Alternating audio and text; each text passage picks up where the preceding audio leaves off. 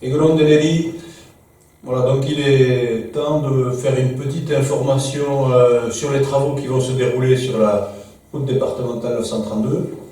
Donc une précision importante, c'est que ces travaux sont sous maîtrise d'ouvrage du conseil départemental, qui donc gère et mène les travaux. Ces travaux consistent en la mise en 2 fois 2 voies du tronçon qui va du rond-point de Planouilla jusqu'au rond-point d'Héroritz. Voilà, donc la mise à 2 fois 2 voies de ce tronçon nécessite bien sûr des travaux sur la chaussée, mais aussi des travaux sur les ouvrages d'art qui impacteront assez fortement la vie des Oustaïstars, des quartiers concernés.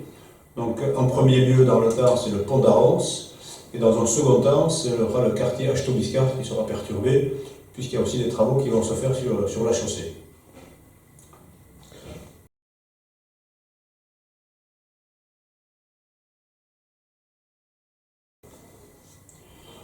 Alors, à partir du 30 septembre vont démarrer les travaux du pont d'Arons. Dans un premier temps, donc du 30 septembre au 14 octobre, ce sera la phase de destruction du pont, pour après sa reconstruction qui permettra justement le passage à 2 fois 2 voies. Sur la première phase qui va dérouler, la phase de destruction qui se déroulera du 30 septembre au 14 octobre, la chaussée elle-même sera coupée, mais par contre la circulation pourra se faire par les bretelles. C'est-à-dire que les gens qui iront par exemple du Staritz à Bayonne prendront la bretelle montante vers le quartier Arons et redescendront de l'autre côté de façon à ne pas avoir besoin d'utiliser l'itinéraire bis et à continuer à utiliser le 932, certes de façon dégradée et perturbée, on peut le présager, mais la route ne sera pas coupée.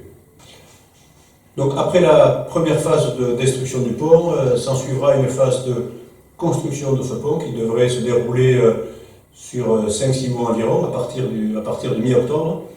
Dans ce cas-là, la chaussée de la RD 932 sera réouverte sur 2 fois 1 voie, sachant que le conseil départemental procédera à la construction du pont par demi-voie. C'est-à-dire qu'ils feront d'abord un demi-pont sur une 2 fois 1 voie.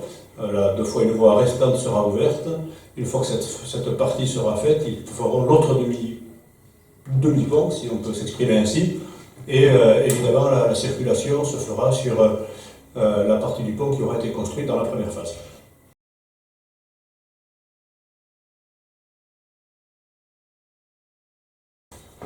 Alors, les bretelles resteront accessibles pour les Aronstar entre le haut et le bas, donc que ce soit pour insertion ou désinsertion.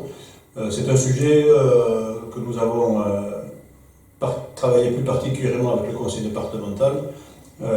L'accès à ces bretelles est évidemment nécessaire pour la vie du quartier d'Arons.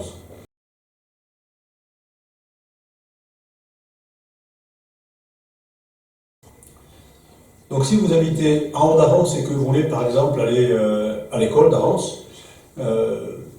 2 solutions. Soit vous amenez vos enfants habituellement en voiture, dans ce cas vous pourrez continuer de la même façon, c'est-à-dire que vous descendrez jusqu'au niveau du pont et nécessairement prendrez la bretelle qui descend vers Ustaritz, jusqu'au rond-point d'Héroritz, et ensuite vous joindrez à Arons soit par le quartier Héroritz, soit en utilisant la 932, en sortant à la bretelle qui permet d'accéder au bas d'Arons.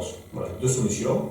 A l'inverse, si vos enfants vont à l'école à pied ou en vélo, dans ce cas-là, ils pourront utiliser une navette qui les prendra à l'extrémité du pont en haut d'Arons qui est coupé, qui les amènera via le même tracé, donc par la bretelle et par le rond-point d'Héroritz, jusqu'au centre d'Arons. Et de là, ils pourront rejoindre l'école à pied ou en vélo.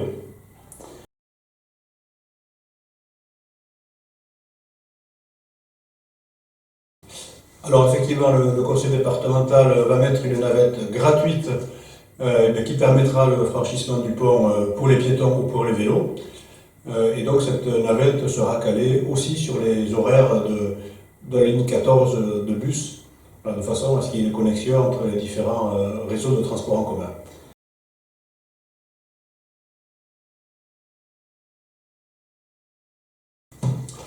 Alors une famille qui habite Bordaberria, qui souhaite aller à Bayonne, Donc là aussi, il y a deux possibilités. Soit elle utilise la 932 alors de façon dégradée, c'est-à-dire qu'elle descend jusqu'à l'ancien pont d'Arons, elle reprend la bretelle à droite vers le rond-point d'Héroïtz, et ensuite elle revient sur la 932. Alors, soit par les bretelles si on est dans la première phase jusqu'à 14 octobre, soit sur la 932 si la chaussée est réouverte. Il n'empêche que dans les deux cas, cette circulation sera perturbée. Donc, une famille qui habite en haut d'Arros Bordaveria pour aller à Bayonne peut aussi passer par Arcang afin d'éviter ce qu'on suppose qui sera un nœud un petit peu perturbé, à savoir le chantier sur le pont d'Arros.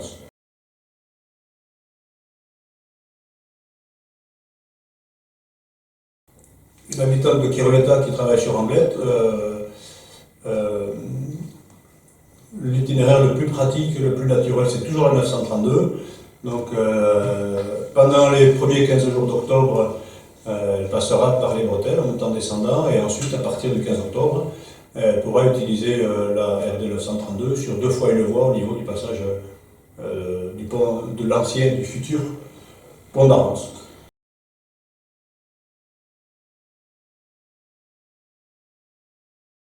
La municipalité du Sterlitz a eu des contacts fréquents avec notre conseiller départemental Philippe Echeverria et ses équipes. 3 sujets étaient d'importance pour nous dans cette première phase-là. C'était d'abord le projet du pont lui-même. Nous, il était nécessaire que ce pont permette une liaison douce, sécurisée pour les gens qui veulent traverser la 932 soit à pied, soit en vélo. Donc, vous verrez sur les éléments de communication fournis par le département que le pont comporte, hormis les chaussées pour les véhicules, un passage piéton et un passage pour les vélos. Ça, c'était le premier point. Le second, c'était dans le futur. Nous avons demandé une étude acoustique, en particulier sur le quartier Arros, qui est le quartier où il y a le plus d'habitations en proximité de la 932. Donc, le département s'est engagé à mener cette étude et nous aurons les résultats vraisemblablement fin octobre.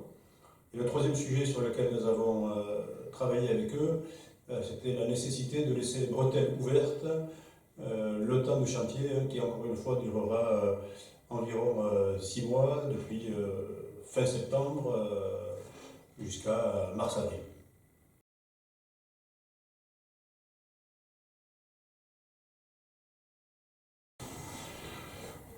Donc les informations que je viens de vous donner à l'instant sont celles dont nous disposons à l'instant T. Sachez que le département met à jour régulièrement sur son site l'avancée des travaux. Vous pouvez y accéder directement sur le site du département ou aller sur le site de la mairie du Sterlitz qui a rajouté un lien qui vous reporte directement sur ces informations de suivi du chantier.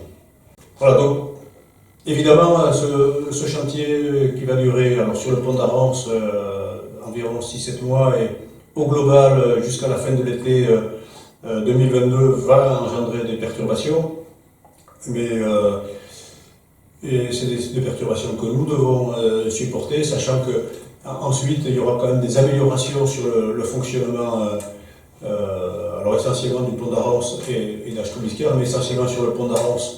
On vient de le voir par la constitution du pont lui-même, aussi par la création d'un rond-point au niveau des bretelles du côté Bousting-Carrica, sur le haut d'Arros, qui permettront à la fois de réguler la vitesse, de sécuriser les circulations douces sur l'ensemble sur la connexion entre les deux quartiers, le haut et le bas d'Arros par rapport à la 932. Donc on a fait en sorte que les perturbations soient le moins impactantes possible pour une meilleure situation à la sortie du chantier.